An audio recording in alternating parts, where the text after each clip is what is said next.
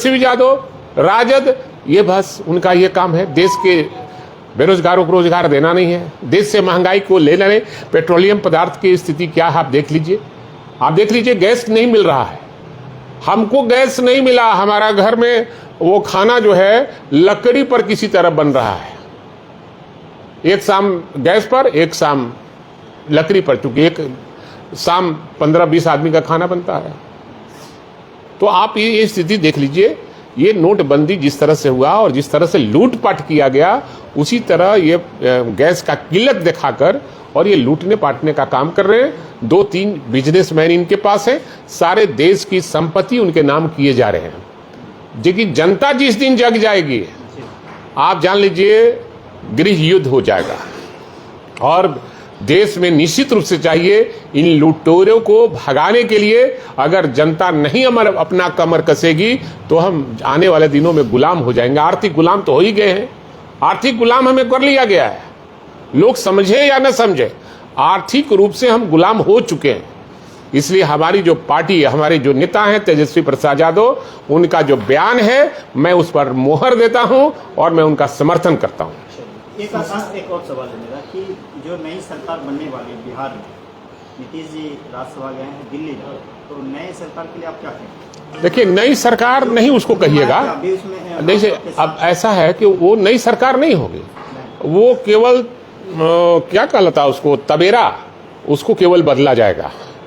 NDA की सरकार रहेगी और जो भी लोग भी एलायंस पार्टी बीजेपी के साथ कहीं भी देश में किसी राज्य में है, उनका हाल यही होगा जो आज नीतीश कुमार जी का हो रहा है। नवीन पटनायक जी का भी वही हाल हुआ। उनका जो महाराष्ट्र में एकनाथ शिंदे और कौन कौन लोग थे उनके साथ जो हुआ, और बिहार में मैंने 6 साल पहले मैंने घोषणा किया था कि जदयू नाम की पार्टी नहीं रहेगी बिहार में। आप देख लीजिए, नीतीश कुमार राज्यसभा के मेंबर चुने गए हैं, उनकी पार्टी को तहस नहस कर देगी बीजेपी। हम अभी भी सलाह देंगे जदयू के लोगों से कि सामाजिक न्याय की धारा को मजबूत कीजिए और आइए, बिहार में वैसे लोगों की सरकार, नफरत फैलाने वाले की सरकार नहीं बननी चाहिए और छुआछूत की सरकार नहीं बनना चाहिए, और एक धर्म के साथ जो अन्याय कर रहा है उसका सरकार नहीं बननी चाहिए, उसकी सरकार नहीं बननी चाहिए। हम सभी मिलकर उसका डट कर मुकाबला करें। क्या लगता है अगर बीजेपी के मुख्यमंत्री होते हैं तो राजद के कार्यकर्ता या नेताओं को भी किसी तरह की दिक्कत होगी क्या?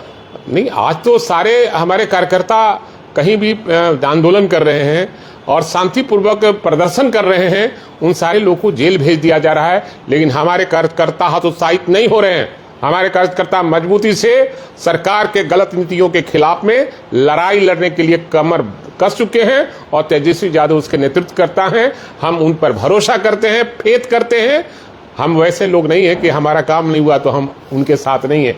हमारे नेता तेजस्वी प्रसाद यादव हैं और पूरे बिहार का वो दौरा फिर से शुरू कर रहे हैं और हम सभी लोग गलत के खिलाफ में आंदोलन करेंगे, सड़क पर उतरेंगे और शांतिपूर्वक आंदोलन करने का काम करेंगे। सोशल मीडिया का जमाना है और बिहार में 2 ही नेता सबसे ज्यादा वायरल होते हैं, एक आप और एक अनंत से। तो क्या लगता है भाई वीरेंद्र जानबूझकर ऐसा स्टेटमेंट देते हैं? देखिए, भाई वीरेंद्र ग्रासरूट का वर्कर है। हमारी एक्टिविटीज अपराधी छवि का नहीं है।